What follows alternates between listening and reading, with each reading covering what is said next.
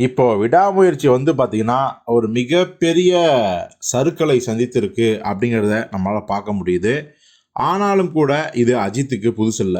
அஜித் நெனச்சிருந்தாருன்னா, ஒரு வீரம் மாரி, வேதாளம் மாரி, விஸ்வாசம் மாரி பார்த்திங்கன்னா, ஒரு பக்கா கமர்ஷியல் பேக்கேஜ குடுத்துட்டு போயிட்டே இருப்பாரு.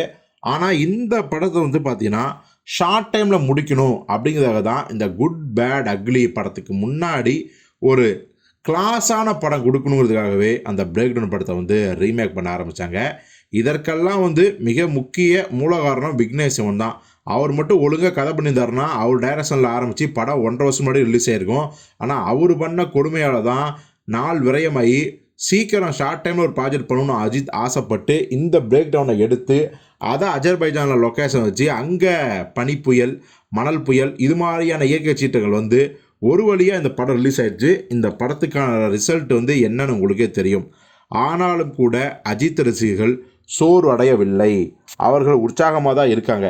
ஏன்னா, அஜித் அவர்கள் இதே மாரி தான் ஒரு நல்ல படத்த வந்து ரீமேக் பண்ணாரு. மலையாளத்தில வந்த ஒரு படம், கிரீடம்ங்கிற படம். அந்த படத்த தமிழ்லயே கிரீடம் அப்படிங்கிற பேர்ல வந்து ரீமேக் பண்ணி அடிச்சாங்க. இந்த படமும் ஒரு நல்ல மெசேஜுடன் கூடிய ஒரு தரமான படம் தான். ஆனா நெகட்டிவ் கிளைமேக்ஸு. ஸோ இதனாலேயே அந்த படம் வந்து அஜித் ரசிகர்களுக்கு பிடிக்காம போயிடுச்சு. அதுக்காக கிரீடம் படம் வந்து ஒரு குப்பை அப்படிலாம் சொல்ல முடியாது. ஒரு நல்ல படம் எடுபடாம போயிடுச்சு. கிட்டத்தட்ட அதே மாரி தான் விடாமுயற்சி படத்துக்கும். அதாவது கிரீடம் படம் எடுபடாம போன உடனே அஜித் அவர்கள் தன் ரசிகர்களுக்கு ஒரு மகத்தான ஒரு மாஸான படம் குடுத்துடணும் அப்படின்னு நெனச்சு பண்ண படம் தான் பில்லா. பில்லாவோட வெற்றியை பற்றி நான் சொல்லி உங்களுக்கு தெரிய வேண்டியதில்ல. இமாலய வெற்றி அப்படிங்கிறது தான். அது ஒரு பிராண்ட் ஆயிடுச்சு.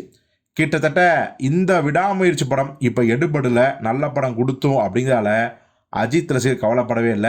ஏன்னா, அடுத்து வரப்போகுது சாதாரண வெடி இல்ல, சரவெடி, அதுவும் ஆர்டிஎக்ஸ் வெடி.